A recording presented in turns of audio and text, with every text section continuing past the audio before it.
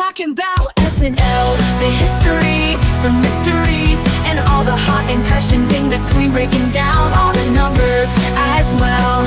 In your favorite sketches with special guests, it's on the Saturday Night Network.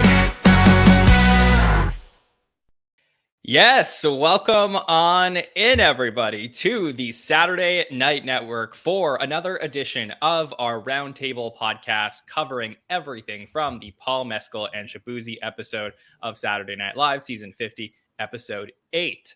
My name is John from the SNN. Very excited to be with you for this first roundtable of December to talk about the end of the first half of Season 50. We are, of course, here as a presentation of LateNighter.com, and we have some special friends joining us throughout the night to talk about this show and all of its greatest moments. So first up, let's bring in the legendary Amanda Barkin. Amanda, how are you? I'm good, John. How are you? I'm doing fantastic. Are you having a good week? It's only Monday, so far I am having a good week. How's your Monday? My Monday was good. They caught the CEO killer. I don't have a take on that. That's what. So what's the update on that? I have not been in. I've been preparing for the show, so I haven't been checking out the news. They did catch the guy. They caught him in Pennsylvania at a McDonald's. Is that correct?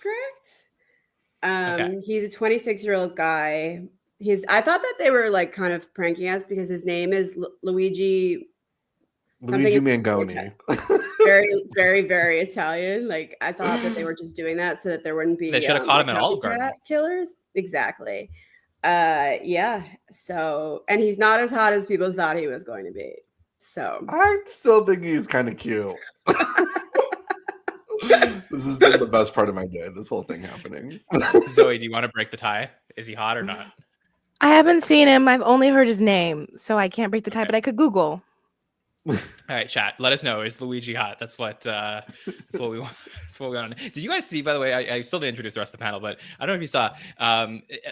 Someone on Fox News was very upset at Colin Jost and Michael Che for making light of the obviously it was a tragedy, but making light of it, which I guess that person's never watched Saturday Night Live before, didn't know that they covered every serious story for the last 50 years. Right. I didn't see that, but that's not surprising that they did that. Lots of news articles about that. Yeah, for sure. All right, well, let's bring in the rest of our panel tonight. We have so much to talk about that happened this week besides Luigi. So let's talk to Zoe Walker next. Zoe, how are you? Hello, I am great. I only had one child throw up in my class today, so it's the perfect Monday. Oh, wow. I didn't know that was is this a daily occurrence that happens? Not usually, but in the winter it can get a little crazy. What about actually, I don't even want to go to this. let's not do this. That's fine. I'm happy to hear that it was only one child today, but glad to see you, Zoe, and excited to talk to you about this show. Joining us as well, last but not least, is the incredible Jack Roskopp. Jack, how are you? Hello, I'm doing well. I'm happy to be home from work because it was crazy today. But doing good. How many people threw up at your work? Nobody did throw up at work, but the United Healthcare CEO killer thing breaking halfway later in the day was a nice little distraction, and Twitter was hilarious today because of it.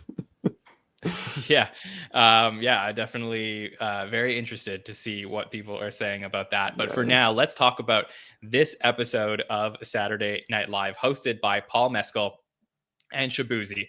And as we've been doing for the entirety of Season 50, we're going to talk about the cold open first before we dive into the rest of the show.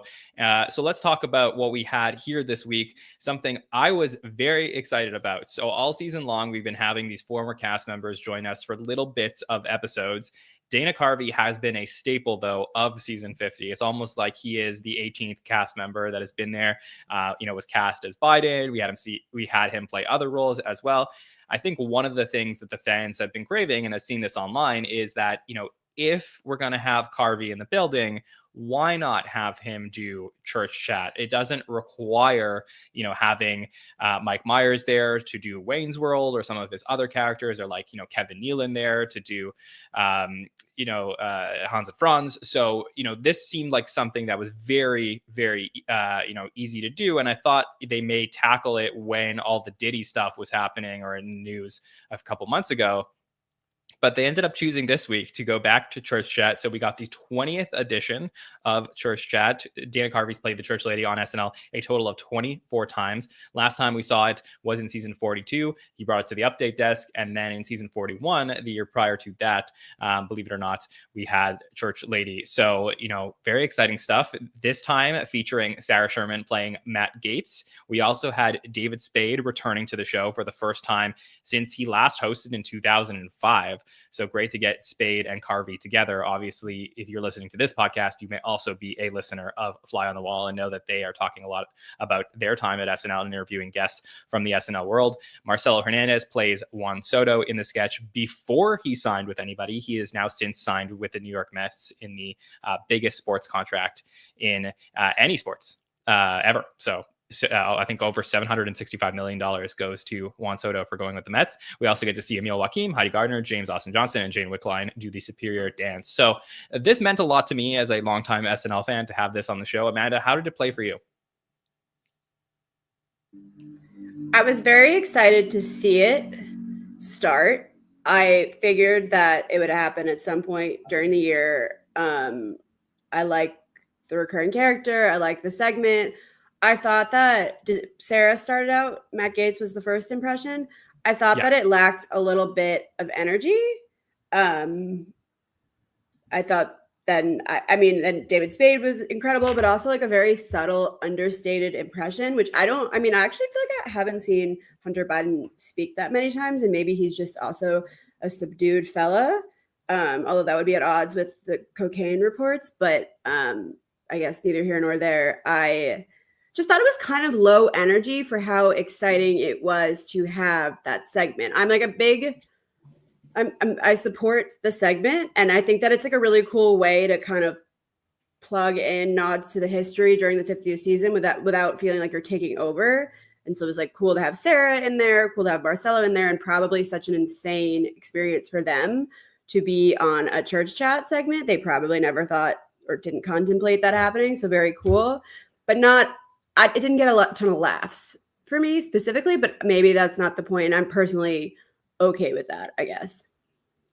Yeah, Church Chat was never the segment when I watched the show and Dana's time or Dana's run on the show as like a high energy segment. There were moments that I think were really hilarious, but to me, it's always the condemnation that Dana has as a character, like really looking down at all of these ridiculous people. So I think that it felt kind of refreshing to me to have a Church Chat in an episode where there are a lot of high energy pieces, just slow it down and just have somebody just really getting pissed at how crazy the world is. And, for your point about Sarah, I just want to play the line that really got me with Dana talking to Sarah's character. There's only 17 days left in Christmas. You had me at 17. So it's sort of the back and forth there that you're going to get. Yeah. Yeah. I question, like, is Gaetz relevant like this week that we needed to have? I love the impression and I love the makeup. And so I want Sarah to have her chance, but I don't want to see it really going forward unless something happens with him, I guess. But yeah, theory on that is probably that I know that, Sarah has toured with Sandler and like that whole crew. So to have David Spade in the building and Dana and David helping put this together, I think they would want Sarah in it because they seem to be naturally close with Sarah from outside the show. So that's probably where they shoehorned her into the sketch. Happy to have Sarah. Just Matt Gaetz is not like we're done with him. It was a quick blip. He almost was the Attorney General. He was decidedly not. I'm over it. That's all. Yeah, for sure. All right. So as a younger fan of the show, how did you feel about getting to see Church Chat on it? To be honest, I didn't recognize Church Chat, but I knew it was something. I know Dana Carvey has such a history with SNL, and I was watching and I was like, this is something I'm going to have to look up and educate myself on. And so I did do some research. I watched a few sketches. For me, political cold opens are always make me feel uncomfortable and not as welcome. And so seeing a different setting where it wasn't a standard political sketch made me feel like, oh, I'm interested in this. I want to see what Dana's going to do. This is SNL history. So it was, I did laugh and chuckle. I thought Sarah was funny. I mean, the makeup is amazing. And I always think Dana is charming. So it was a positive for me. Yeah, when Dana hosted back in 2011, he did church chat at the time, where he had, believe it or not, the Kardashians and Snooki on with him, and that takes you back to a certain time and place. But I wasn't so familiar with Church Lady and Church Chat because at that point I hadn't gone back and watched all of Dana's time on the show. So I probably had the same reaction that a lot of people did of like, oh, this is interesting and must mean something special. But I didn't fully click with me. And having watched it, like it's one of those moments that in season 50 is super fulfilling, getting to see Dana do this, even if he isn't totally in his church lady prime. Jack, how do you feel about it? I was happy to see Church Lady come back. It was sort of one of those sketches that like my mom and dad always thought was really funny. So like growing up, I remember watching it, and I kind of remember the only one that sticks out in my mind. Well, I probably haven't seen all of them, but one that I remember was like Tammy Faye was a guest on it, and I want to say maybe like Jan Hooks was playing Tammy Faye or something like that. And I just remember her like crying with the makeup and that kind of like being like, you know, just burned in my mind, and just thought it was hilarious. So I'm always happy that Dana Carvey. Well, I was just surprised it hasn't happened yet, because he has just been kind of on the show, like you said, all season, and sort of is like this 18th cast member. But I thought it was good. I think maybe if like they had been on the week before and not this week, maybe like Matt Gaetz and Hunter Biden would have been like maybe a little bit, would have maybe resonated a little bit more, just because those stories kind of happened like 2 weeks before.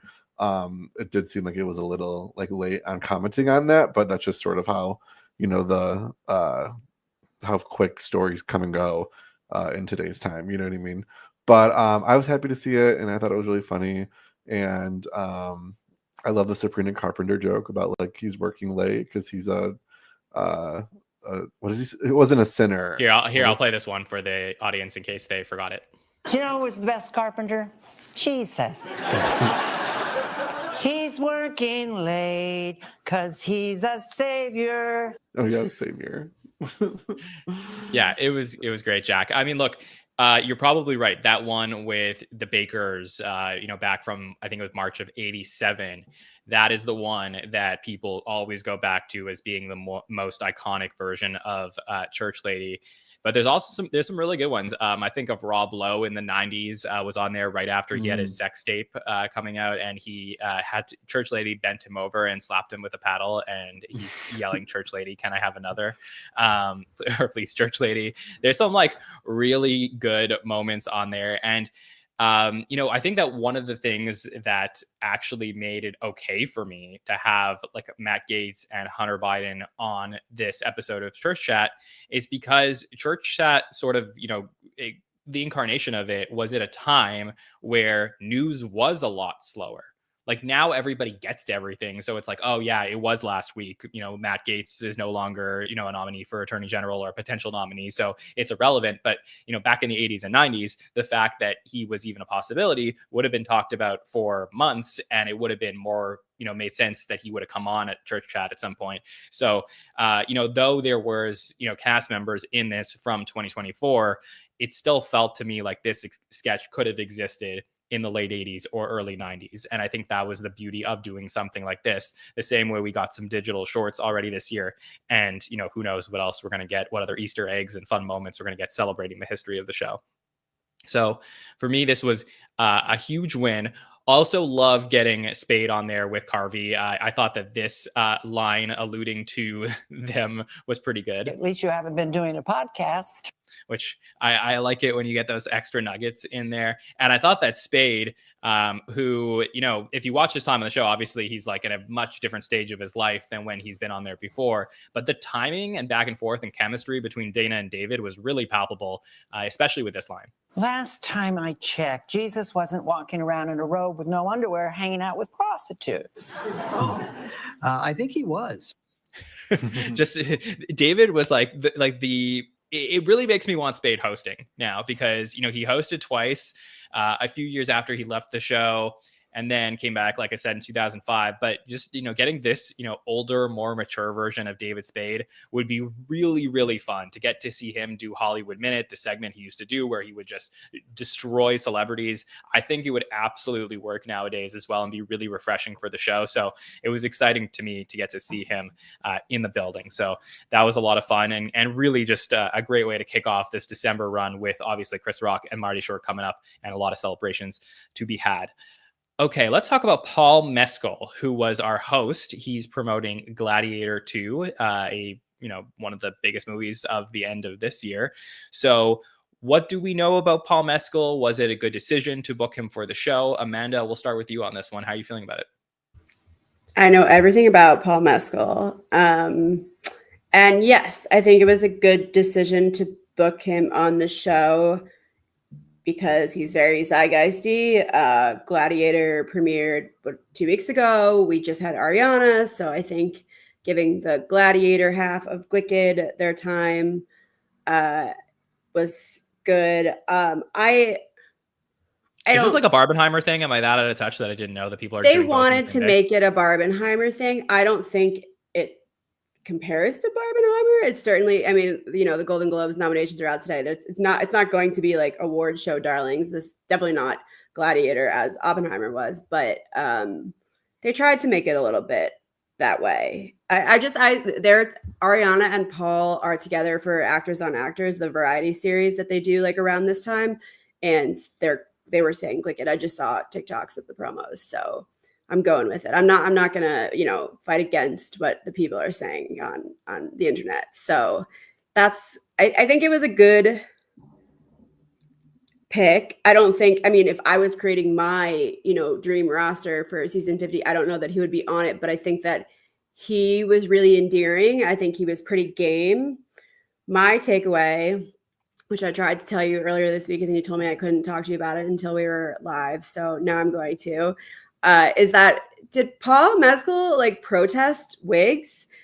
I feel like he was really only wearing a wig in 2 sketches that I can think of. Otherwise it was his hair. And I can't think of another host that has done that. Sometimes I'm like, wow, this person, especially with Andrew Dismukes, I'm like, he's playing the straight man in the sketch. They could really just leave his normal hair if they needed to for time. And they never do. They always, they are always putting wigs on people. But with Paul, it seemed to me that in many of the sketches, it was his natural hair. And I thought I was a little bit distracted by that, honestly. A sketch would start and I'd be like, is he not wearing a wig again? That's unprecedented. So. Yeah, that's interesting. I mean, I have to think it's more circumstantial than anything else because he What did are the do circumstances? The circumstance is that they may have not written sketches that would have made it necessary. Necessitated it, yeah. Necessitated, yes, that's the one. Yeah, because I just didn't, Alordi, I don't think wore wigs either. And I think when you get sort of the quote unquote hot host, you want to keep him looking hot. So we're gonna have to go back to this because I think Ryan Gosling were a host in every sketch. We're a wig in every sketch. I think Jake, this just struck me as wildly out of the norm. So just putting it out there. Yeah, but Gosling is more willing, maybe. Oh, and I guess that's to your point, but maybe more willing to get into part. But I don't know. I don't know. Zoe, what do you think of Paul Mescal being booked as host of the show, and any opinion on the wig or no wigs we got from him? Well, I was so excited because I have a big fat crush on him.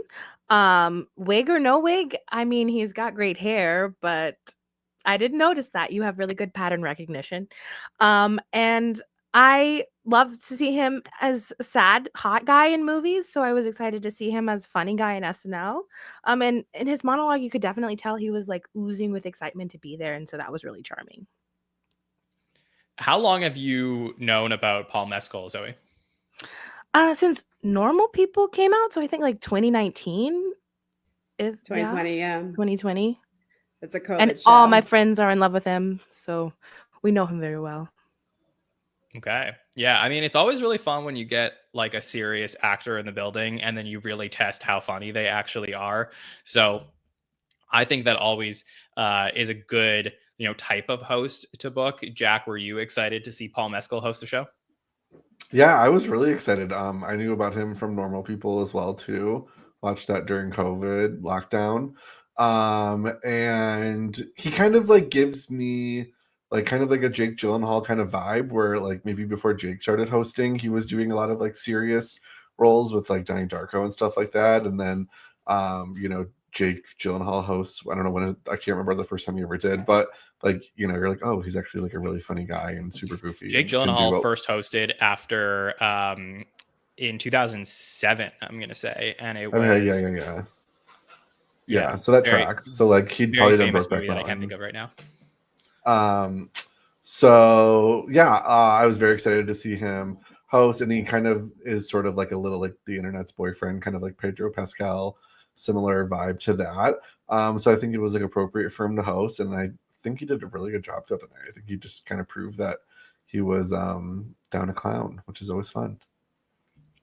Yeah, agreed. He hosted for Zodiac, Jake Gyllenhaal. Okay. I was Yeah. So, but no, that's interesting. I mean, I honestly didn't know much about Paul Mescal. I never watched Normal People, but I was very down and excited because, the hosts that they picked this season have been way older than Paul. So, mostly because they want to pick some legends, I believe, to like come in for season 50, which is all very exciting. But I was happy that they threw in someone that was more, relatable to this cast, like somebody who's closer to their age, that feels like one of them who's learning the ropes the same way that they do. And I think that, when you get that, it really lets the younger cast members thrive a little bit more, because then they're all on the same playing field. Whereas when you have like an older host who's more comfortable with people who have been more experienced on the cast, they're probably less likely to try new things.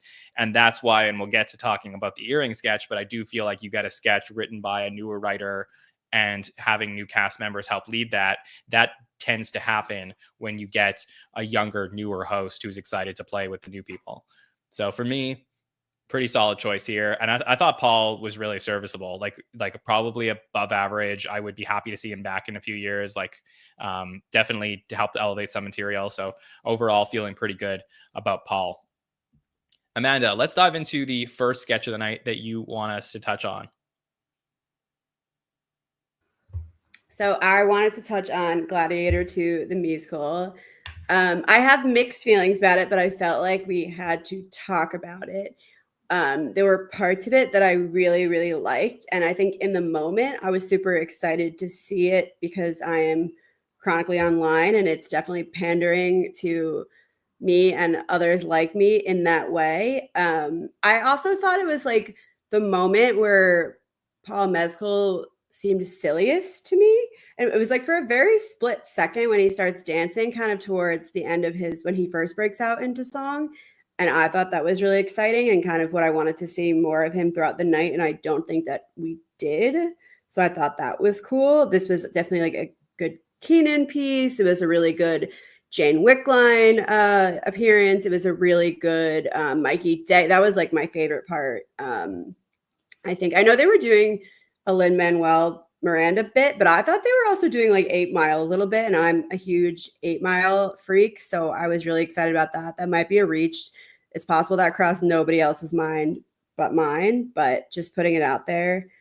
And I do think that like, I think, these are big franchises, it's big IP movies, a little bit played out in terms of like what's going on in the media and the interviews that these actors are doing. But I do think the conversation around musical movies is kind of interesting, because my sense at least is, and I've heard other people talk about this, it's not like a purely original thought, but that for years, like we were hiding musicals, like we weren't advertising musical movies as musicals. So like you were going to see movies and then being shocked that they were musicals, but Wicked really turned that around, and they're kind of making a joke about that, and that, Gladiator maybe could have been even more successful if it had been a musical and they had openly advertised it as such. So I thought that was kind of interesting and maybe a fresher take, but like a little bit of subtext and not so much like out there. I mean, like the Paul doing the like the Wicked battle cry, like on, that was like the last beat.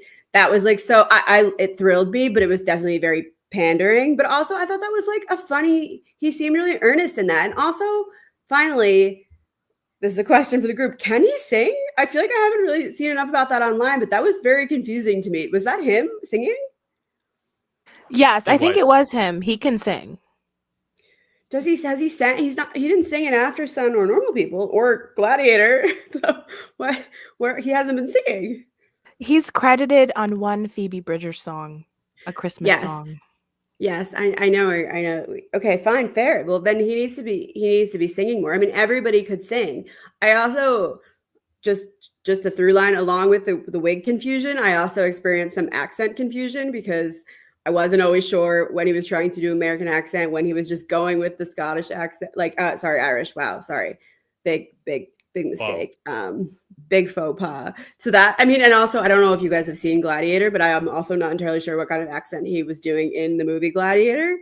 And like Denzel Washington was just doing an American accent. So like that was like a little bit all over the place. So like maybe we as a society have just thrown accents to the wind and said, do whatever you're comfortable with, you're best at, which is whatever. You may have feelings about that. I haven't worked them out, but that's my rambling response to I just keep wanting to call it Glicket. It's Gladiator 2, the musical, the pre-tape. Yeah, I saw them calling it Gladiator 2sical. I think that was in the end card. But yeah, this was a fun sketch. I'm always like really, really hesitant when it comes to musical sketches like this. Like if it's gonna be so cheesy and campy to the point where like I can't enjoy it, but I do feel like it was pretty grounded, and it helps that this was written by Streeter Seidel and Mikey and Jane Wickline. And I can't stop praising Streeter because I think he's such a great writer. And I think they were the right group to do this, where if they're gonna pick a sketch that's gonna be like the pandering sketch of the week that we know that everyone's gonna be talking about because everyone's obsessed with Wicked and obviously Paul Mescal, then I'm happy it was written by a writer who really like understands how to make this work in the SNL format and not just throw in like gratuitous things here that don't need to be there. So for me, like I felt like every beat that they hit in this was additive. Like it really made the sketch better. Zoe, how did you feel about it? The first time I watched it, I really didn't care. I don't know. I think I was grumpy. And then I rewatched it and I thought it was delightful. It was fun to see them dance around. And I really think like the kind of cameo or short moment that JJ had when he came out as a Christian who was like going to be thrown to the lions. I was like, wait, this is funny. And I thought Jane, it was nice to see her have a little moment. I didn't think that was necessarily the funniest part of it, but it was just nice to see like a big pre-tape musical sketch, and it sold me on the concept. I haven't seen Gladiator, but I might have seen Gladiator, the Tusical.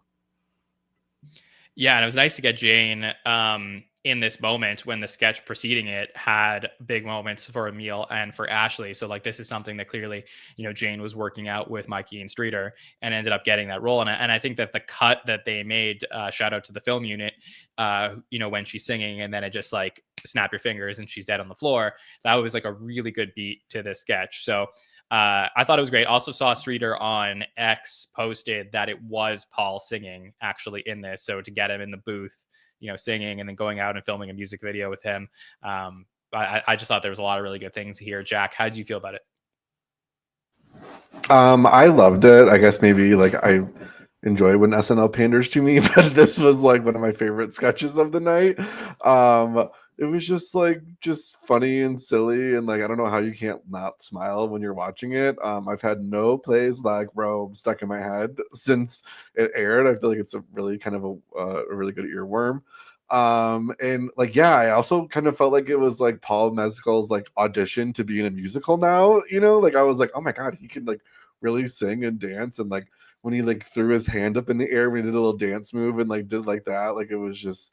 I was like, oh, this is like so much fun. I was like, the second time I watched it, I was like, he should be like Hercules or something, like in the Hercules live action movie. Like they should cast him as Hercules. He's really good.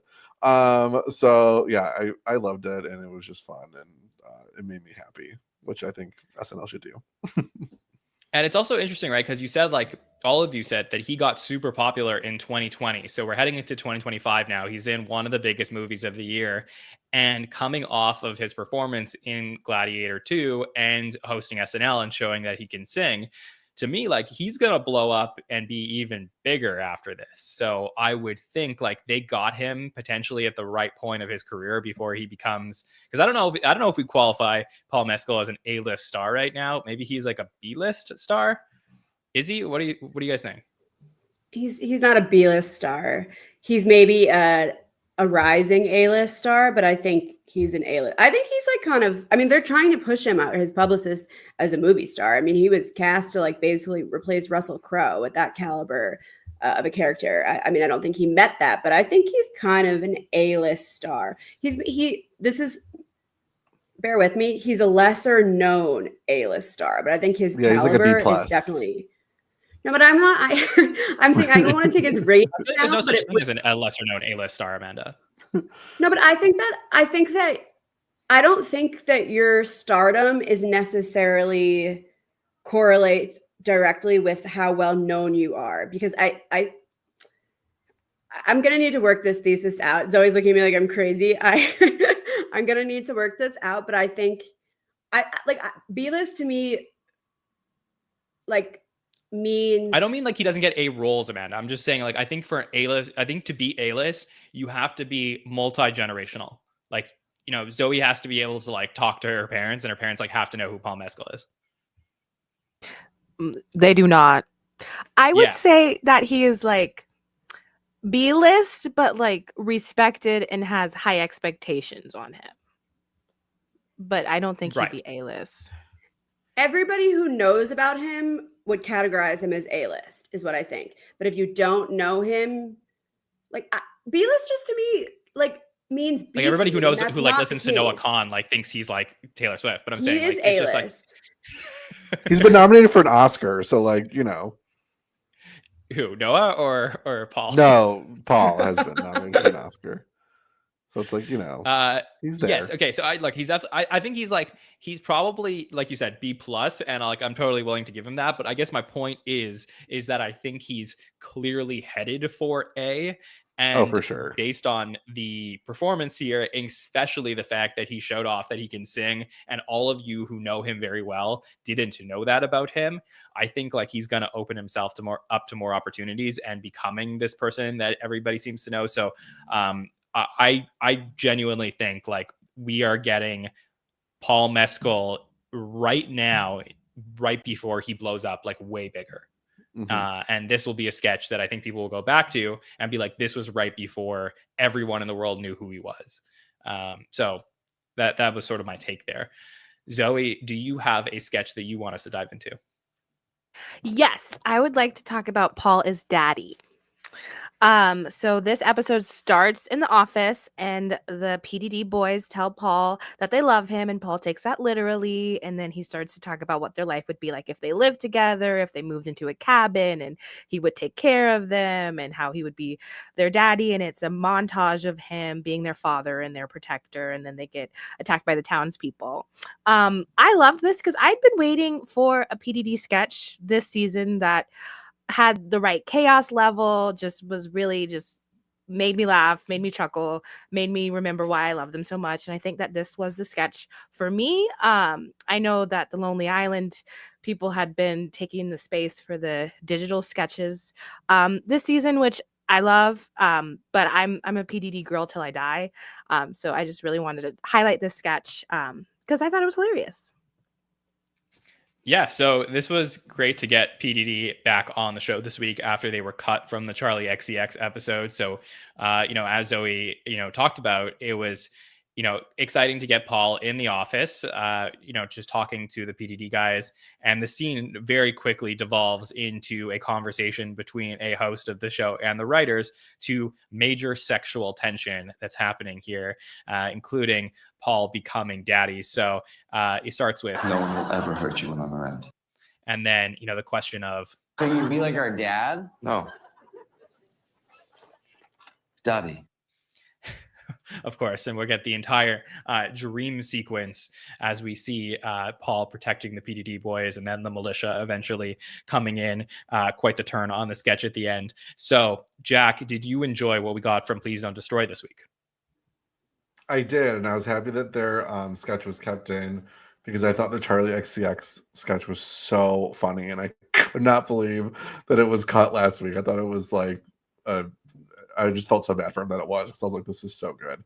And it was great. But anyway, yeah, I did really enjoy this one. I liked that they kind of played off the idea of like people on Twitter calling Paul Mescal daddy. It's sort of like he gets that sort of like reputation along with like Pedro Pascal of sort of like being the internet's boyfriend, and everybody being lusting over them in his short shorts, which we also got that in the monologue, which was really fun too. But yeah, anytime that those guys are just like kind of like play those roles so well, it makes me laugh so much. But yeah, I really enjoyed it. At the end of it, with like the killing with the mob showing up, I thought was like a really funny touch at the end. And then him hitting him with the arrow was really good. So a lot of like weird violence this week with the Glickage sketch, and then in this one too. But yeah, it was fun. Yeah, I think it really needed it, honestly, the violence, because I saw online every now and then there's the whole like anti-nepotism people who come out against PDD, and I saw it like in Spades this week, not in David Spades, but in Spades for the sketch, where people were saying like, oh, of course PDD would pick a sketch where the host would come in and it proclaims their love for them.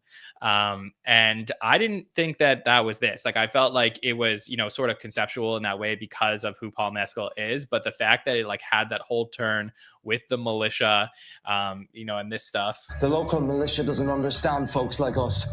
I think it needed that to be able to pull this off. Without that, it's just sort of like this weird sort of, I don't know,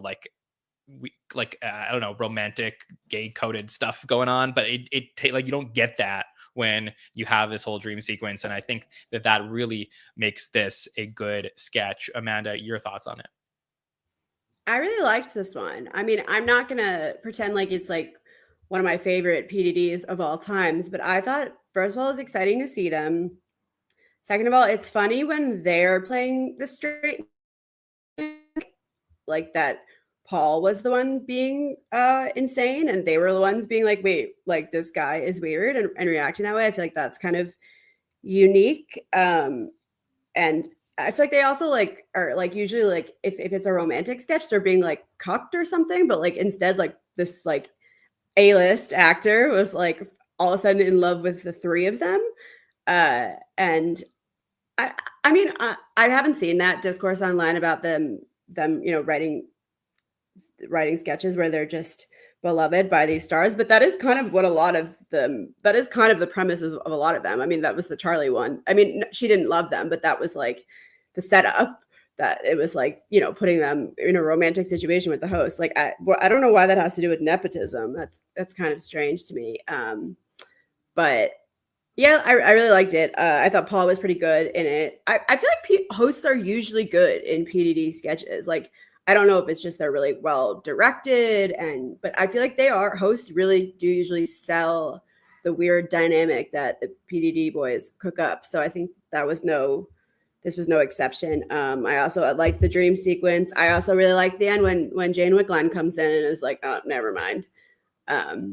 So I thought it ended really well. It didn't escalate. I guess it did because of the angry mob, like you said, and the violence, but it wasn't like super pithy and quick. It was like a little bit more drawn out, I would say. But I thought the payoff worked for me. So yeah, I only bring it up because I do think that the internet has a weird relationship with Please Don't Destroy, where for the first time in their 4 years at the show, we got an extended period without seeing them produce a sketch at the beginning. But yeah, I guess in their fourth season now. And we got an extended period without seeing them on the show. And I'd never seen such a longing for them, where it's like, how come is PDD not on the show anymore? How are we not getting their sketches anymore? And then I do find when they produce a sketch, that like people seem to have more opinions about it than anything else. And that's probably the nature of their popularity growing.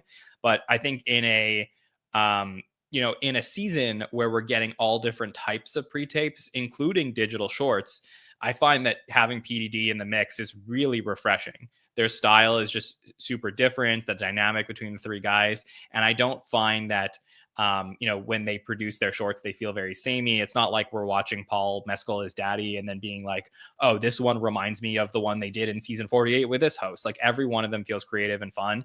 So I thought this was a really solid piece here. And I thought Paul was great. I love the sort of, Walking Dead thing that we got there, where it just as Zoe said, it got very violent all of a sudden. And that to me, again, I think the PDD is best known for doing tone shifts really well. And they gave that to me in this. So very solid piece from Please Don't Destroy in this episode. Jack, let's dive into the sketch that you want to talk about. Yes. I wanted to talk about the Spotify rap sketch that aired kind of towards the end of the night, almost the last sketch of the night. A group of friends are hanging out and they're talking about their Spotify Wrapped, which of course happened this week, which is kind of the most annoying day on the internet, but I willfully participate in it. So I guess I can't be really annoyed that it's happening, because I also too want to see what my friends are listening to and judge them silently on their music taste. But we find out that Paul Mescal's character has been listening to an artist that none of them know from an obscure town in Maryland. And his name is Satoshi Gutman, played by Bowen. And I kind of just love how ridiculous of a character Satoshi Gutman is. I like that he sort of has a way of speaking that isn't normal, using y'all a lot and saying the word asses, and his fans are called bastards. And then the cherry on top is that Trisha Paytas shows up, which if we're talking list, she's below the D list probably of celebrities, but is internet famous, I guess. And it was kind of crazy to hear the audience freak out about when she came out, and I was like, oh my god, who is it? And then the last person I would have thought showing up would have been Trisha Paytas as the surprise guest. And it was so random, but it just worked for me that she was a friend of the pod. I just felt like they really created this character with all these different layers. And I kind of hope that this character comes back, honestly, because I want to know more about Satoshi Gutman. See, I can buy that, Jack, but if you want the character to come back to learn more about the character, isn't that a knock on the fact that we don't know anything about this character to begin with? I mean, maybe, but I feel like I just wanted to know more. I don't know. I feel like there's more. They could do a lot more things with the character, because the things that we found out, I was just like, this is so wild and insane to me. Yeah. But maybe it's just me. I struggle with this one a little bit, but I get it. Let's keep talking. I want to get more voices in here to talk this one through, and then we'll sort of hash out if it worked or didn't work for everybody. But Amanda, how did you feel about the Spotify rap sketch? I did not love this sketch. I don't really know how to articulate this, but this is a kind of Bowen-y character that I don't love. Maybe because it's underdeveloped and it kind of is just playing to Bowen being outlandish, which I love if it's developed. And I think that Bowen makes everything passable for me. So I'm always okay. Bowen's always going to sell it. So I'm usually happy. If there's a character I don't like, chances are it's elevated by the fact that it's played by Bowen for me. I thought that the Spotify Wrapped was an interesting topic, and it was topical. It was really between the last 2 Saturdays, and they really could have done something with it. This just felt really half-baked to me, and the Bowen character kind of reminded me of that the Maya Rudolph weird guru character that the PDD boy, or I forget, it was the PDD boys, right? We're all secretly following, and then they were all eating their phones so that their girlfriends couldn't see who they were following, that kind of cult following, niche kind of guru, kind of fraudster, I guess you would say, that captivates some kind of social media. Right. That's what it kind of reminded me of. Like, I wonder, I have to assume, and I know we don't have context, but I have to assume that Bowen's character was like perpetrating some kind of fraud. He was monetizing some lies to that he was spreading to his followers and his bastards, if you will. I think it's really interesting. What I like about this is I like when Sarah plays like a normal character. I think they've been using her in that role more and more, and I find that interesting to see because I really think she can do it, and it's believable, and I find her interesting as like a utility player almost, which I'm just interested in exploring that. I don't want that to replace her as a character, an outlandish, like gross body horror creator, but I do think that it can be a utility player, which is kind of cool to see. Like, who But else it was in absolutely this? has, Amanda. Like, there's nothing we've gotten from Sarah this season that's been anywhere near body horror or any of her squirm type stuff. It's all been utility, or I mean, she's been one of the most cast people this season. She's Yeah. had a ton of screen time and appearances, and it feels like sort of an elevation of her in a way. Yeah, I mean, she's still gone on updates to do some like kookier, more louder characters. I don't mean that in like a knock on Sarah being too loud, because I don't buy into that criticism. I think she's just loud enough. But yes, the sketch was not my favorite, but I also think there was maybe a missed opportunity to do something more interesting, commenting on the Spotify rap phenomenon, which I would like to see. I guess next year, I'd like to see them try to explore it in just a more interesting way. Zoe, what do you think of this one? I feel like it almost worked for me. Like, I agree with you, Amanda, that I feel like Spotify Wrapped should be taken on maybe better because it's my favorite winter holiday. I don't think it's the most annoying day. It's my favorite day. If you want to be my friend, you have to send me your Spotify Wrapped, and I'm an Apple Music user. But I feel like the sketch almost worked. I was so excited to see Trisha because she's been important to me for so long. But I wish they took it from a different angle with Paul. Maybe if he was less confident in his obsession with Bowen's character, or if they could have played that a little bit funnier or given us even a little bit more of Bowen. I feel like it had really good like sparkles of ideas, but the whole thing didn't come together perfectly for me. Yeah, so I agree. Shout out to our producer Julia, who sent me a really good rundown of like Trisha and Bowen's background. Apparently, they've become like pretty good friends, and I think that she's mentioned him on her podcast a bunch and said that she wanted to go be on SNL. Do you know about this, Amanda, or no?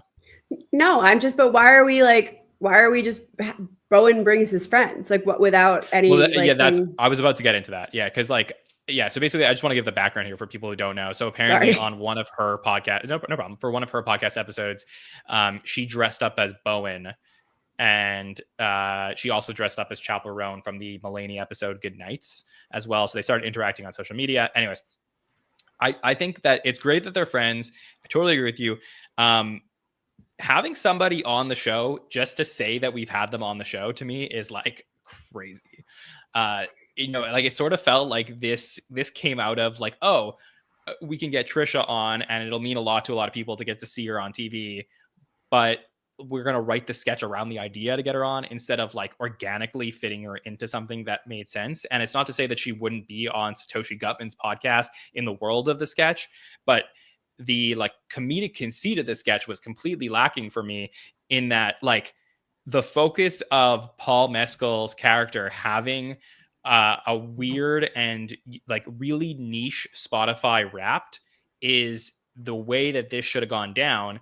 But then it's all of a sudden like everyone's like, oh, I guess I should like Satoshi Gutman too. And then Satoshi Gutman suddenly appears in the apartment and it's like, now we're all Satoshi fans. And that like, it really felt like super gratuitous. Jack, do you want to argue against me?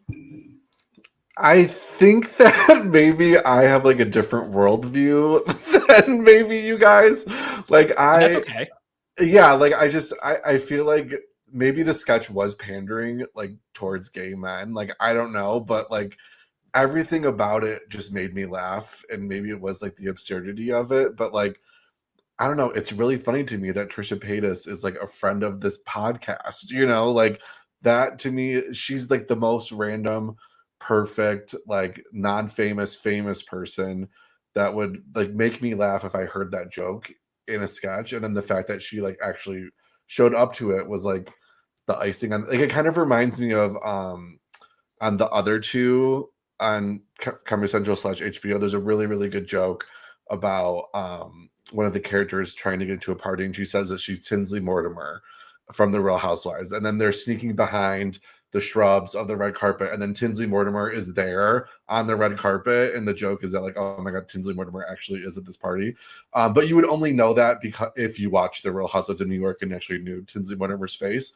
And I felt like that joke was for me, and maybe this is selfish, but I just felt like, oh my god, like they had Trisha Paytas on SNL, and like I felt like it was for me that this was so funny. So again, I feel like I'm probably watching this sketch in a different lens than maybe you guys are, and that's okay. But it just tickled me. I don't know. Yeah, first off, I absolutely love that. I think it's great because there's a lot of listeners of ours, Jack, or people who watch the show who definitely don't have the same worldview or watch SNL from the same lens that I do. So I don't want people to like listen to our show all the time and just take Jon's opinions and then assume them like and take them as their own. That's not like what the show is for. It was always meant to be like a blend of worldviews. So for me, I think it's great that you feel that way. I sort of compare it though a little bit to back in 2022, Andrew Dismukes had this like Joker wedding sketch, and he brought on Jeff Probst, the Survivor host. And I'm like as big of a fan of Survivor. I've watched every minute of Survivor that's ever aired. And for me, I was like, oh, wow, like Jeff Probst was on SNL. But like it didn't work for me as a sketch. And like I was really excited that Jeff was there. Like it was just felt like a weird like mind fuck of like seeing Jeff Probst like talk to all of these people from the show. So like, oh yeah, like I get what you're saying. Like, would it be funny to have Jeff Probst officiate a wedding? Would it be funny to, in the world of the sketch, have Trisha Paytas, especially if you're somebody who's very familiar with her, have her be on this podcast? But I just think there's just like a lot of outer layers to it that are missing. Oh, for sure. I totally agree. Yeah. Yeah. Like, wouldn't you have been very excited if hypothetically, like just picture that we're at the Weekend Update desk and then Colin Jost or Michael Che is like, Spotify Rap just came out this week. And one of the artists that, here are the top 5 artists. One of the least favorite artists is, Satoshi Gutman. And then Satoshi Gutman comes out and that's a Bowen Yang character and then introduces one of his guests and it's Trisha Paytas. Like, I think in that world of that, where you introduce it that way, I think it clicks so much better with everybody who doesn't even know Trisha Paytas, but it's like it was very messy to me. Sure. Yeah, that's sort of my 2 cents on it. But Zoe, Amanda, anything else you want to say about this? Okay, all right, let's keep going. Let's talk about a sketch that I was really excited about, and I know Jack, you want to talk about this one too, so we'll dive in momentarily. But this to me, especially on second watch, was by far my favorite sketch of the night. And honestly, I think it's one of my favorite sketches of the season so far. And that is this earring sketch that we got right off the top from on the night. So we open on in a house. They're having dinner, this family where the mom is Heidi, dad is Emil Joachim, and son is Paul Mescal, who's just come home. And it must be like a sort of a, Thanksgiving style dinner that he's come home from school. And they're happy to see each other. And then Heidi says to Paul, our son, please take off your hat. We don't do hats at the dinner table. And he takes off the hat and he's wearing an earring. And then we devolve into an absolute freak out episode, almost as if, and you've seen sketches like this for generations of the show, like almost as if Paul was like coming out to his parents, to the point where he's just like, I can't believe that you would do this. And the horror that they had got really crazy, to the point where it was so ridiculous that parents would act like this just about such a small thing as an earring. But I think it was like almost like a metaphor for like any type of rebellious act or parents like not understanding a new generation here. But I felt like Heidi played this so well, to the point where I was like, I think that she is one of the best women in the history of the show to be able to have this role. So like with her starting with, hey, I want to be cool. Would it be cool if I start peeing on the floor? And just, it's like, just like sometimes, and I even say, sometimes I've like had, my mom has like said something to me, especially when I was younger, about like, hey, I don't think you should do this. And like, I always said like, well, I'm happy not to do it, but can you just tell me why? And like sometimes you just like don't understand why your parents are saying something to you, and you just need to understand the logic. So the absolute bewilderment from Paul towards his parents as they kept making fun of him and just being like, poli-sci major got us good. to the point it just got so ridiculous. The whole Bravo to the edgelord. To the point where they bring out Nana, played by Ashley Padilla, and throw her out the window twice. Just to me, this was like everything I could have asked for. Michael Longfellow is the button on the end, coming out as coming in as fully goth and then being okay with it. And this, to me, also being put together by Ali Levitan, one of the new writers, was what I was talking about before, where you get like a young host in the building and they give an opportunity for a new writer and new cast members to thrive. I was so happy about this. Amanda, how do you feel about it? I loved this sketch. I feel like I was a little bit wary at first when it started because I was like, where are they going with this? Are they not going to go anywhere else? And they kind of didn't, but it still worked for me. Like, I mean, it escalated, and I didn't think that the throwing grandma out the window was too gratuitous. Like, it seemed actually like they laid the foundation for that. I thought that Emil was fantastic. I thought it was super cool to see a Heidi and Emil pairing like that. Like, that must have been, I mean, I don't know, we'll talk about this, some other Heidi pairings on the episode. It's fun to see fresh pairings. Like, we, at least on the podcast, appreciate that perhaps more than your average listener, but viewer. But I thought that Longfellow, like, just having the like dark cleanup like lines, I've been really enjoying that this season, and I really think it suits. I mean, I'd like to see more of him, but I think he's fantastic at it. I thought that the writing was pretty good. There's something Emil said, something about how he'll just like cancel his appointment and just go see a sex worker for some kind of healthcare that like I just thought was very funny, and like, tapping into like maybe some of the like more outlandish things that, we're seeing in our political climate, what people think is happening when it is not happening, like whatever. I thought that was like subtle and funny. And I think that, first of all, I got my nose pierced the first day of college. Like, I really related on a personal level, and like parents do be like reacting like that. And like, the escalation was just hysterical and crazy. I was wondering why they did a stud and not his normal hoop earring, but I don't know why I'm really fixated on these little costume choices. Maybe we can look into that separately, but that's my take. You mentioned Emil, and Emil helped write this, so naturally he was going to be in it. But on my first watch on Saturday night, I walked away feeling like the sketch itself was so great. It was just missing a alpha male type who can really yell, to the point where, like, if Will Ferrell was in the Emil role, or Jason Sudeikis, or even Forte, like, I was like, oh man, that would have been an all-time sketch, because just the idea that like a father is just yelling at his son over something so ridiculous, and then Heidi's going crazy to the point where she's like piercing her ear with a spatula. Like, I think that is like Will Ferrell, Anna Gasteyer, like them in this sketch, so great. Kristen Wiig, Will Forte, Kristen Wiig, Jason Sudeikis, like they do this so great. I think Heidi completely got up to that point. Emil was the one who, though he's young and only is in his 8th episode, I thought he was really, really good. I wouldn't say he was all-time great, but I think that the reason you probably cast Emil in this sketch, beyond the fact that he wrote it, is because you end up getting this line in here, which I thought was interesting. You think we're homophobic? Your father's been gay for 15 years. And I thought it was like, that is an interesting typecast to sort of like put Emil in that role, where it's like, would you use that line on a Will Ferrell?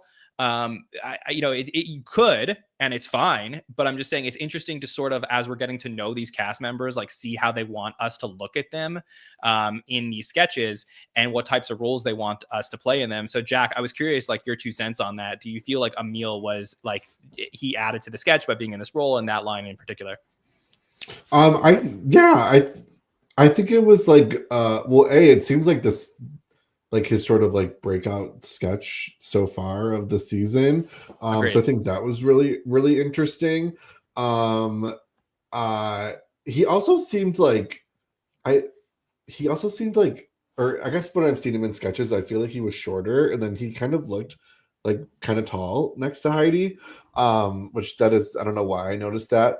I'll also say too, like I did notice that Paul Mescal wasn't wearing a wig when that sketch started, and I forgot to say that earlier. But I was like, oh my god, he's not wearing a wig. That's interesting. Like that's his actual hair. So I did catch on that. But yeah, I mean, I thought this sketch was so funny, and it not the situation did it remind me of, but maybe Heidi's like mannerisms really reminded me of the sketch from last season with Josh Brolin where they were like robbing the bank together. And I just felt, do you remember that one? And I felt like she had very similar energy of like the way that I feel like she's just such a brilliant like physical comedian, and the way that she like moves her arms and talks and like does these things. And I kind of felt like Emil was kind of like doing a little bit of that too. I loved the line where he said like your mother hasn't slept in 2 weeks, because I was like that just adds like a whole other dimension to this couple. And then the line about like your father's been gay for 15 years too. I'm like, I need to know more about these people because why hasn't she been sleeping for 2 weeks and why has he been gay, you know? But it was just really silly. And like, I mean, Heidi Gardner was just so funny, and I could watch her play these kind of characters all day long. It's so great. Yeah, I thought it was really good because like I feel season 49, I still feel like was Heidi's best season. And she really came into her own. And that sketch in particular, the bank robber sketch from Brolin, also when she did her secretary character, but she did it with Kristen Wiig. And I felt like that was almost a little bit of a like passing of the torch moment from two different generations of like, you can be, you know, over the top physical and crazy on the show, just like me. And I felt like she held her own against Kristen, one of the best to ever do it. And this to me, again, like I'm watching the sketch and I'm seeing exactly like, you know, Heidi, like I think Kristen would have been fantastic in this role, but I think Heidi was just as good. And that's like a huge compliment to her here. So, but I think for Emil, for somebody in only their 8th episode to hold their own in a sketch with someone as experienced as Heidi was awesome. So Zoe, how do you feel about this one? I mean, man, I love Heidi. Like you see her on stage and you know that you can just relax because you're going to have fun. She's going to make you laugh. And in a sketch like this that escalated so big, you get to see her physical comedy, and then just how she comes back and just commits to having a spatula in her ear. It's like, I love her so much. I was so happy to see her. And then I was so excited to see Emil. Like you could see him watching her when the sketch was starting, and in his eyes, you're like, oh, he's excited. He's going to do something great. Like this is his opportunity and he's not going to waste it. So I appreciated the sketch for that. And then for it to escalate so big and to have an ending that I feel like kind of delivered with Longfellow coming in as the brother. So I just thought it was a successful sketch, and it was a great place to start for the night. Yeah, this was so awesome. And again, like I so far I felt that there hasn't been too many live sketches this year that have really gotten me to the point where like I'm like, oh, this could be on an end of year best of. That aren't too over the top, or like let's just say a music video or things like that. Like this to me was one of those really good sketches that I was like, it sort of came out of nowhere with cast members that like I wouldn't have necessarily, like I didn't know what I was going to get when we opened up on the pairing of Emil Joaquin with Heidi Gardner. And I just thought it was so cool that we had all of these really young performers put on like a really awesome sketch. So this is one of those that, you know, I know like Domingo is going to be the most viral thing that's happened this year. But if you're a fan of SNL, like send this sketch to people who may not otherwise see it, because they should know about like things like this that aren't just like in your face, you know, with viral potential, but also these ones that are more grounded and show the ridiculous nature of some of the characters they can produce. So I truly just love this one. Let's do some rapid fire and go around and talk about anything else from the episode that we want to make sure we cover. So Amanda, anything on your list that you want to make sure we talk about? Yes, I want to talk about Heidi and Marcelo's piece on Update, which might have been my favorite Update piece of the year. I haven't thought back or compared to a list, but I like loved seeing Marcelo in this character, in this like kind of subdued character. I mean, extremely subdued, catatonic, like you know, character. But I loved seeing the two of them together. I was really excited to come out. Heidi is so good at this type of character, and I think that she has a lot of similar characters, but I think they're all nuanced enough where it's I'm happy to see it, and they're all they all feel really lived in to me, and that's her background, and she's incredible at it. And she could be an actress, I think. But I like this got the biggest laughs for me. Like what Marcelo saying, what is it, trust the process and like God is good. Those just lines. That was the hardest, I think, that I laughed all night. And I feel like you could hear Jost laughing and Che cracking up. Like I just thought that it was just like insane. And I feel like it's one of those moments where if you're in 8H, it's probably one of the funniest things you've seen in a very long time. So I really, really liked this. I thought it was like hit every beat. It was a really good length. They wrapped it up well. They didn't try to make it like, I mean, I don't like typically like poop jokes, but I thought that it was like a small enough part and like their characters were developed enough that I was down for it. And Marcelo, I thought he's really good. Like does he not break? I was like thinking that while I was watching him, like, wow, maybe Marcelo, he's usually the one yelling. So like, he's probably usually not in the position where he has to stop himself from breaking because his scene partner is yelling. But he really, like, not only did he keep a straight face, but he kept that like dead-eyed, concerning, almost like Ariana as that Roman castrated child vibe. Like, I thought that he did a fantastic job. And one of my friends texted me and was like, we don't talk about Marcelo Hernandez enough. And I was kind of like, I think we do. Like, I think we certainly do as a society. But this to me seemed like a different side of him and worth the praise. Yeah, definitely. I mean, I think he's having probably his best season on the show so far. He's been really great, showing a lot of range. And this was so different from what we've seen him before. Like the last time we got him on the update desk, he's with Jane Wickline and he's playing the like overly aggressive yelling boyfriend. And that's just, like a completely different character here. And even in the same night, right, we saw Marcelo on the home base for the monologue, showing off the short shorts, being shown as one of the stars of the show, where you get in this era, it's more rare, but you get Paul basically being like, oh, hey, Marcelo, like welcoming you on.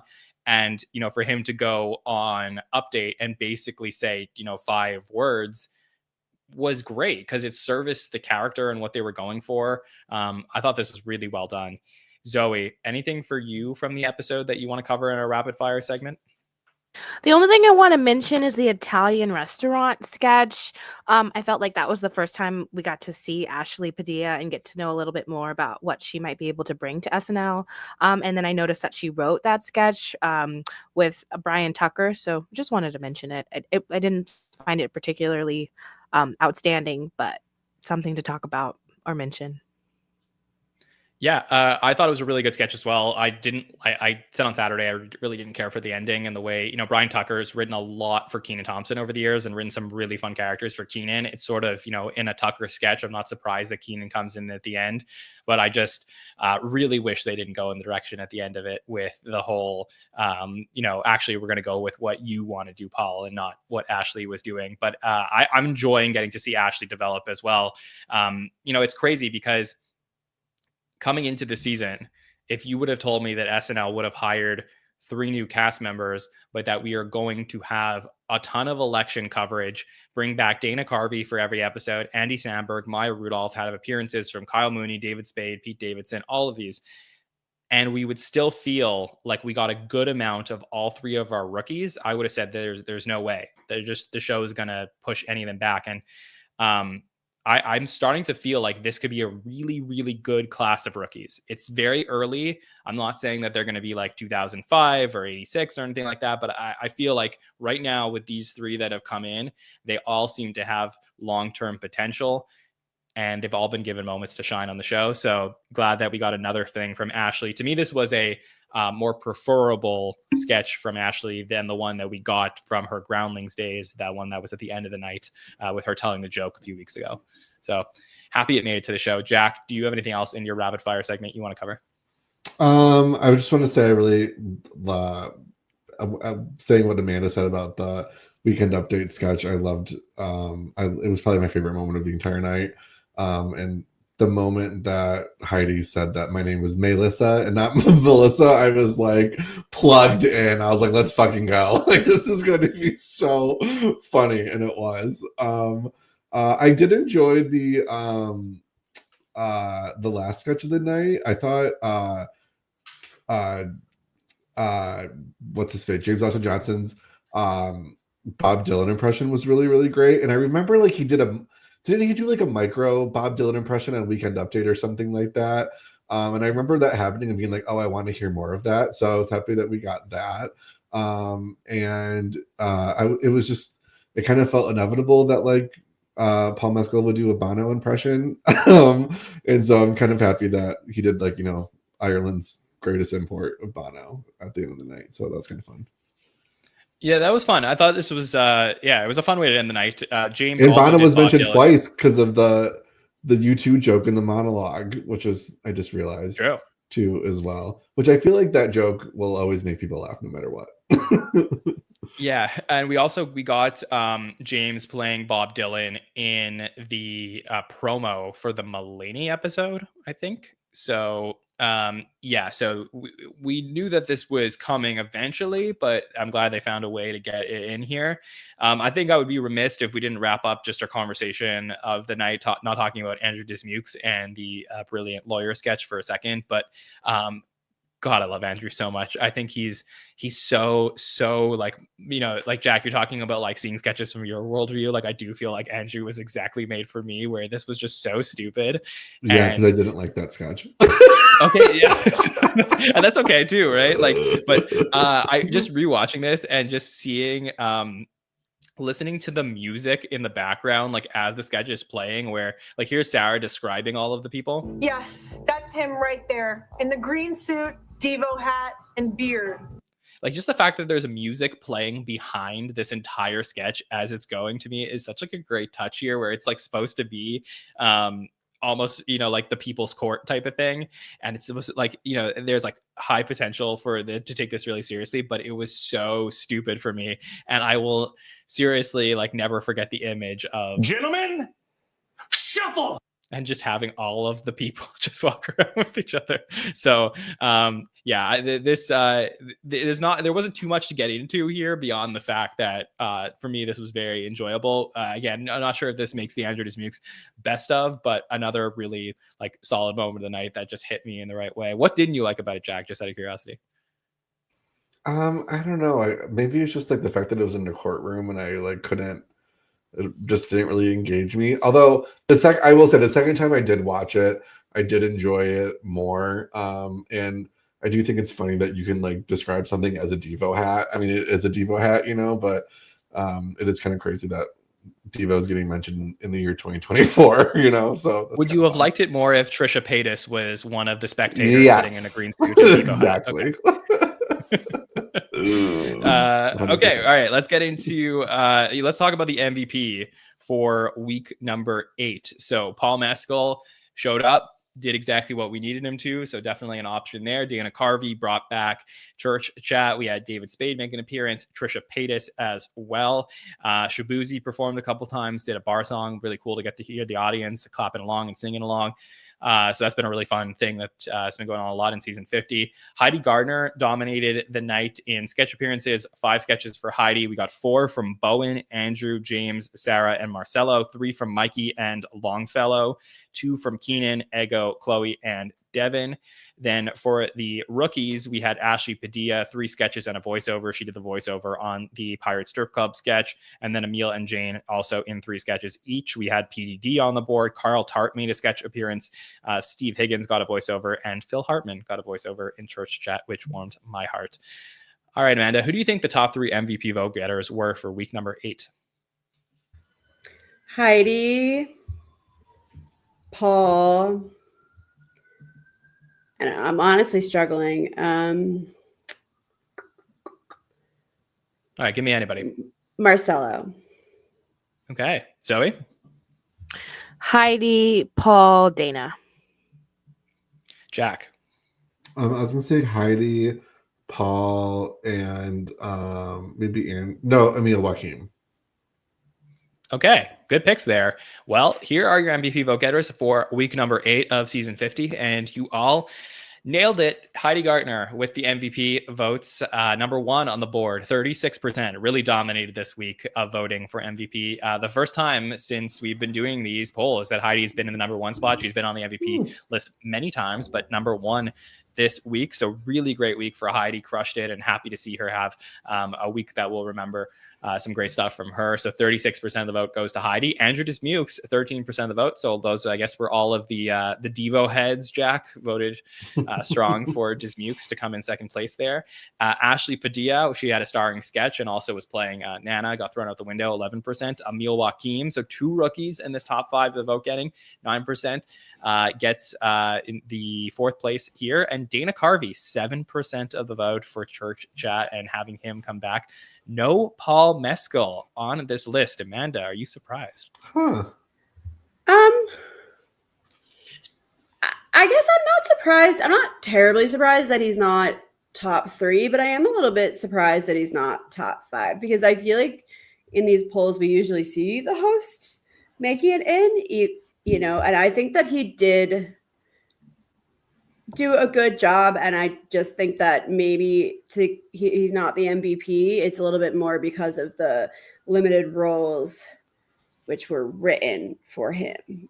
But I think that I think that he was like, maybe in contrast, I mean, I think he was way, way, way better than Elordi, but I also think he seemed really excited to be there, and it seemed like he was always trying. I just thought that they kind of didn't give him a ton of like anchoring or any anchoring besides, like, you know, Glicked the Tusicle. Besides that, he really wasn't, you know, given a lot to play with. So I'm a little bit surprised. I'll be interested to see his screen time later in the week. Maybe that will shed some light on why he did not pull through here. But yeah.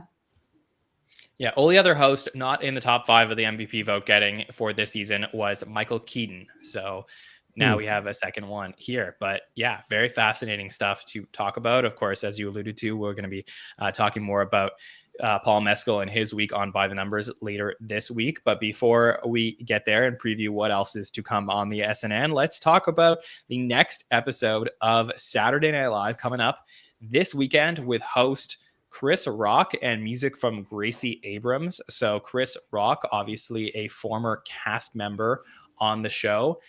He was a cast member for 3 seasons back from 1990 to 1993. And, you know, obviously an amazing stand-up. He had a couple characters on the show, but never truly found his place. He ends up going off the show, does In Living Color for a little bit, has one of the biggest stand-up specials in the world, ends up coming back to host for the first time in 1996 with special guest Dana Carvey, who was all over that episode with him. But I thought that was a really good episode for Chris Rock. He finally does a couple cameos, returns to host in season 40 in an episode that I don't think people loved that much. He's probably okay. And then he comes back for season 46, episode 1, the first episode we ever podcasted here on SNL Stats back in 2020, where we talked about Chris Rock hosting the first show back from COVID. So it is always interesting when we get a former cast member back in the building. I'm excited to see what he will bring. Amanda, what do you think? Interesting. I mean, the last time he was on the show was after the... Oh no, he hosted in 2020, but he did a cameo after the 2016 election on that Chappelle episode, right? He's like in that election night sketch where he's like making fun of anybody that could have possibly imagined that Trump would have lost the election. He's in that. So I would be interested if they would like kind of do something to call back. I'm excited. I think that the next the next run or the next 2 shows, we're going to see a lot of cameos, just like the pre-Christmas and the Christmas episode. So I think that there'll be a lot going on. And I'm very excited to see what kinds of Chris Rock cameos there'll be, if anything. I love Gracie Abrams, so I'm excited for her. So does Paul Mescal. Curious whether Phoebe Bridgers does too. That's Paul's girlfriend before Gracie. And both openers on the Eras Tour. So I also will say that the Eras Tour ended yesterday, so we are on Taylor Swift watch for the second half of season 50. Or I am on Taylor Swift watch. I don't know if anybody else is with me, but I am. So yeah, I'm excited. I think that they're going to start throwing some more star power around. Not that they haven't, but I think that these 2 episodes, leading into the Christmas episode, we're going to see a little bit of an uptick. So I'm excited for, the surprise that anything could happen kind of vibe of it all is like kind of what we're all watching season 54 to an extent. So excited for that. Zoe, what do you think we are going to see this weekend when Chris Rock hosts for the 4th time? What do I think we're going to see? A lot of funny stuff. I'm excited for him to be here. And I love Gracie Abrams. I have high expectations for Chris Rock. So we're in for a good show. I hope so. I know that a lot of the cast idolizes him. I remember when he was booked to host that first show in season 46. I think it was Colin Jost or Michael Che, maybe both of them, actually went to Chris Rock's house, rang his doorbell, and said we had asked him to host or something like that. So, I think everyone will be excited to see what he will do. And of course, his monologue. Jack, your thoughts on Chris Rock returning to SNL? Yeah, very exciting. He seems like one of those SNL alumni who you sometimes like forget that he was on the show because he wasn't like super famous, or you know what I mean? Like, he got famous after, right? He's not like a Tina Fey or somebody who like got famous on the show and then just continued to go on and on. So I think it's like always kind of like a fun reminder, like, oh yeah, he is a SNL alumni. Like, it's kind of a big deal. So I think it'll be fun. And I agree with Amanda that I think the stars are going to start showing up. It's the holidays, So I wouldn't be surprised if there was like a Paul McCartney or I don't know, something crazy, A Will Smith, Yeah. I work it out on the remix. Will Smith, is that possible? That would be that wild. would be massive if they were able to get that together. I mean, I think that some of the big SNL cameos will probably be saved for 2 weeks from now when Marty's the host and he's joining the 5 Timers Club. So I think if we're going to get a McCartney and stuff like that, maybe that is in a couple weeks. I would be pretty pumped if we were able to get like some other people from the time that Chris was on the show, like a Tim Meadows or something, to come in there. It would be really fun. Obviously, Dana and Spade being around if they want to do something with Chris, that would be fun. So yeah, I'm very excited for this. As far as like recurring characters are concerned, it's not like that there's like specific characters that Chris Rock may do again. Like, I don't know if he hasn't done Nat X, which was one of his big characters since 1996 when he was back on the show. He also had this character from the sketch called I'm Chilling with Chris Farley, who's not around anymore. So it's not like there's SNL specific things that Chris Rock would be known for that he may do this week, but who knows? We may get some surprises, and I'm looking forward to it. And obviously Gracie Abrams being connected to the show. I mean, JJ Abrams is pretty much like always at Saturday Night Live, like huge friend of the show. And I think like goes to a ton of after parties. So like, I'm not surprised that a lot of people at the show know Gracie at this point.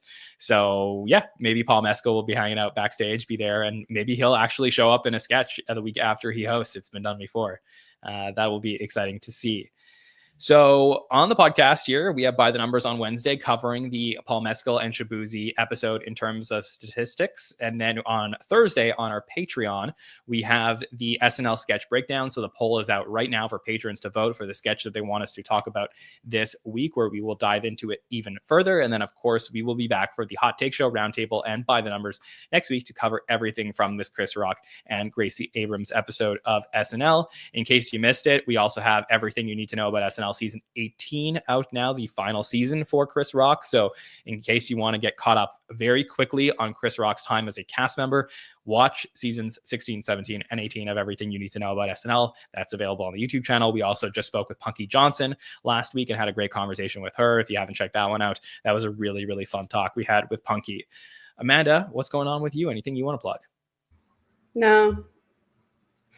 Every time we say the same thing. Thank you for having me. Watch the Punky interview and watch all the rest of the shows this week, and then tune in next week for the continued coverage. Thanks so much. Zoe, thank you for joining us. Anything you would like to say to the listeners as we depart tonight? I want the listeners to stay warm and bundle up. It's cold outside. And thanks for having me. Yes, and I wish that no students throw up in your class tomorrow. Jack, thank you so much for joining us. It's great to get to chat with you. It's been too long, so happy to have you on the show. Yes, thanks for having me. Always happy to be here. Good times. Anything you want to plug? If you live in the Detroit area, I write for clickondetroit.com, so you can find shit that I write about there. You sounded a great promo. So very It's just work's been dragging me down, so I'm like, maybe don't, Yeah. All the shit that I have to write for my work. Maybe check it out. Yeah. Maybe don't. Who cares? Yeah.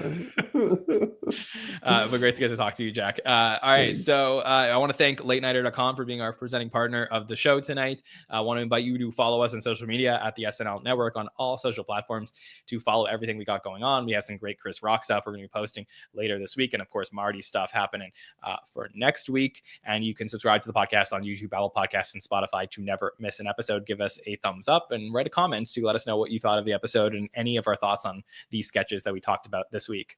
Want to thank our chat for hanging out with us live tonight on this Monday, and Amanda, Zoe, and Jack for joining us. My name is Jon Schneider from the Saturday Night Network, and we will see you next time, everybody. Have a good one.